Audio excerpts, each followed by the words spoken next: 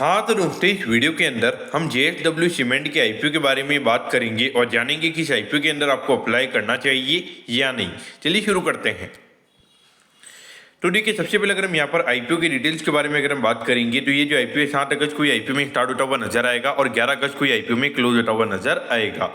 अब अगर हम यहाँ पर इक्विटी की अगर हम बात करेंगे तो देखिए लगभग यहाँ पे 3600 करोड़ के लगभग आईपीओ का इक्विटी हमें यहाँ पे नजर आता है। इसमें से अगर हम बात करेंगे तो लगभग 1600 करोड़ हमें यहाँ पे कंपनी के पास में जाते हुए नजर आएंगे और बाकी अगर हम 2000 करोड़ की अगर हम बात करेंगे तो ये पैसा यहाँ पे कंपनी के प्रमोटर्स के पास में यहाँ पे जाता हुआ नजर आएगा। अब अगर हम यहाँ पे प्राइस बैंड के बारे में अगर हम बात करेंगे तो 147 के कट ऑफ प्राइस पे कंपनी में यहाँ पे शेयर देती हुई नजर आ रही है और 102 शेयर का लॉट साइज में यहाँ पे कंपनी का नजर आता है, यानी कि एक लॉट को अप्लाई करने के लिए यहाँ पर 102 शेयर के अंदर लॉट साइज के लिए यहाँ पर आपको अप्लाई करना पड़ेगा।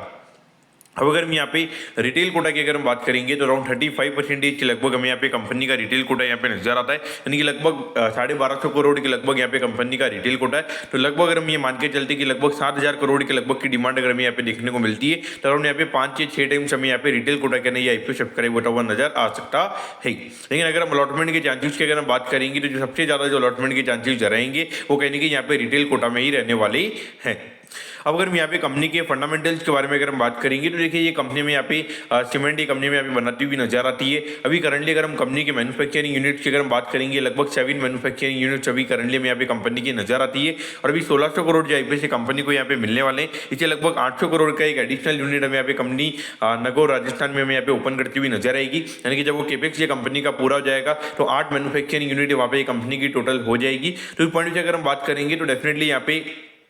एक अच्छी मैन्युफैक्चरिंग यूनिट हमें अभी कंपनी की यहाँ पे नजर आती है, जो धीरे धीरे यहाँ पे जो कंपनी की कैपेसिटी है वो हमें यहाँ पे थोड़ी इंप्रूव होती हुई नजर आएगी और उससे कहने की यहाँ पे थोड़ी जो कंपनी की कॉस्ट है वो यहाँ पे आने वाले टाइम पे कम होती हुई नजर आ सकती है।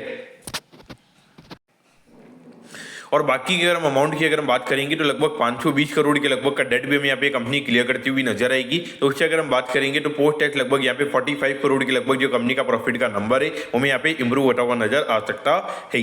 और इसके अगर हम यहाँ पर अगर हम बात करेंगे तो देखिए यहाँ पे कहीं कि अभी जो मेन जो कंपनी के कॉस्ट की अगर हम बात करेंगे ऑलमोस्ट 6000 करोड़ के लगभग का डेट हमें यहाँ पे कंपनी के बुक्स में भी यहाँ पे नजर आता है और उसमें से अगर हम देखेंगे तो ऑलमोस्ट यहाँ पे लगभग 600 करोड़ का यहाँ पे एनुअल भी ये इंटरेस्ट पेमेंट भी करंटली कंपनी में यहाँ पे करती हुई नजर आती है। इसीलिए अगर हम कंपनी की प्रॉफिटेबिलिटी बात करेंगे तो मेन एक इंटरेस्ट कंपोनेंट की वजह से हमें यहाँ पे अभी कंपनी ऑलमोस्ट 160 करोड़ के लगभग के लॉस में यहाँ पे कंपनी भी यहाँ पे नजर आती है। लेकिन देखिए अगर हम देखेंगे कि बियॉन्ड पॉइंट यहाँ पे जब ये कंपनी का वॉल्यूम ग्रोथ हमें यहाँ पे होता हुआ नजर आएगा तो वहाँ पे कहीं ना कहीं ये कंपनी की जो प्रॉफिटेबिलिटी जो अभी लॉस में जो कंपनी में यहाँ पे नजर आती है तो कहीं ना कहीं यहाँ पे प्रॉफिटेबल कंपनी होती हुई नजर आएगी। लेकिन अगर हम लास्ट 3 साल में अगर हम एक सबसे बड़े नेगेटिव पॉइंट की अगर हम कंपनी की अगर हम बात करेंगे तो देखिए लास्ट 3 साल से कोई ज्यादा में यहाँ पे रेवेन्यू ग्रोथ कंपनी के ना देखने को नहीं मिला है। ऑलमोस्ट फ्लैटिश हमें यहाँ पे कंपनी के रेवेन्यू ग्रोथ के यहाँ पे नंबर्स हमें यहाँ पे कंपनी के नजर आते हैं, तो वो कहने के हमें यहाँ पे थोड़ा नेगेटिव यहाँ पे नजर आता है और हम यहाँ पे पी वाई पे यहाँ पे कंपनी का वैल्यूएशन हम यहाँ पे नहीं निकाल सकते। लेकिन अगर हम देखेंगे तो ऑलमोस्ट 20,000 करोड़ के मार्केट कैप कंपनी का आईपीओ में आता हुआ नजर आ रहा है और डेफिनेटली अगर हम देखेंगे तो ये JSW ग्रुप की कंपनी है। और अगर हम देखेंगे तो लॉन्ग टर्म में यहाँ पे जाए JSW इंफ्रा हो या फिर JSW स्टील हो, अभी जब लास्ट 2 साल पहले JSW इंफ्रा करके कंपनी लिस्ट हुई थी ऑलमोस्ट अपने आईपीओ प्राइस से डबल से भी ऊपर वो कंपनी में ट्रेड होती हुई नजर आ रही है और जबकि मार्केट इतना गिर भी गया तो भी वो स्टॉक हमें इतना गिरता हुआ नजर नहीं आया। तो पॉइंट से अगर हम देखेंगे तो कहीं ना कहीं JSW ग्रुप का हमेशा ये रहता है कि हायर रिटर्न ऑन इक्विटी उनको कमाने का रहता है। तो पॉइंट से अगर आप देखोगे 12 से 15% का रिटर्न ऑन इक्विटी हमें इतने बड़े स्केल पे भी ये कंपनी हमेशा हमें टारगेट करती हुई नजर आती है। तो इस पॉइंट से अगर हम देखेंगे अगर हम लॉन्ग टर्म के हिसाब से अगर हम बात करेंगे अगर ये कंपनी को आपको अप्लाई करना है तो मेरे हिसाब से डेफिनेटली यहाँ पर आपको अप्लाई करना चाहिए लॉन्ग टर्म के लिए, क्योंकि अगर हम अभी सीमेंट इंडस्ट्री में अगर हम देखेंगे तो हार्डली कुछ बड़े प्लेयर्स हमें यहाँ पे नजर आते हैं। इसमें अगर हम देखेंगे अल्ट्राटेक सीमेंट, फिर अडानी सीमेंट की अगर हम बात करेंगे जिसके अंदर ACC और अंबुजा आ जाता है और उसके अगर हम बात करेंगे तो श्री सीमेंट हमें यहाँ पे नजर आता है। तो अगर हम मेनली अगर हम देखेंगे और उसके बाद में JSW सीमेंट में यहाँ पे नजर आता है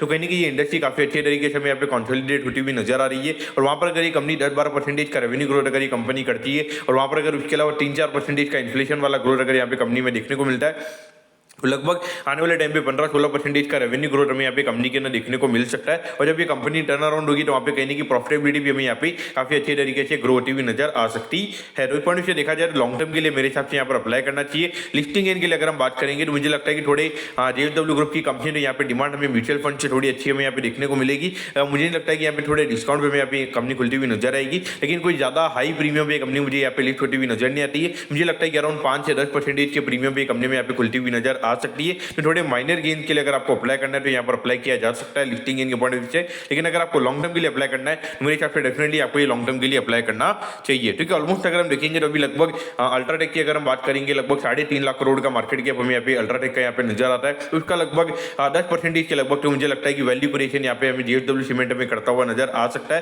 क्योंकि 10% की अगर हम बात करेंगे यानी कि लगभग आने वाले 2-3 साल में लगभग 35,000 करोड़ के लगभग का मार्केट कैप मुझे लगता है कि कहीं ना कहीं JSW स्टील का भी हमें होता हुआ नजर आएगा। क्योंकि उसके लिए अगर हम देखेंगे तो लगभग अगर ये कंपनी को अगर 30-40 का पी रेशियो अगर मार्केट देता है तो वहां पर लगभग 1000 करोड़ के लगभग का प्रॉफिट यहाँ पे कंपनी को कमाना पड़ेगा। और लगता है कि लगभग आने वाले 4-5 साल में जिस तरीके से इंडस्ट्री ग्रो कर रही है तो वहाँ पे कहने की आराम से लगभग 1000 करोड़ के लगभग का प्रॉफिट हमें यहाँ पे कंपनी करती हुई नजर आएगी। और वहाँ पे लगभग 35 से 40,000 करोड़ के लगभग का मार्केट कैप यहाँ पे कंपनी का हमें होता हुआ नजर आ सकता है। तो पॉइंट से डेफिनेटली यहाँ पर आपको लॉन्ग टर्म के लिए अप्लाई करना चाहिए। तो दोस्तों मैं होप करता हूँ कि JSW सीमेंट के IPO के बारे में आपको सब कुछ समझ में आ गया होगा। अगर आपकी कोई भी क्वेरीज है आप कमेंट कीजिए, मैं जरूर आपके कमेंट पर रिप्लाई करूंगा। ओके दोस्तों, thank you, have a nice day.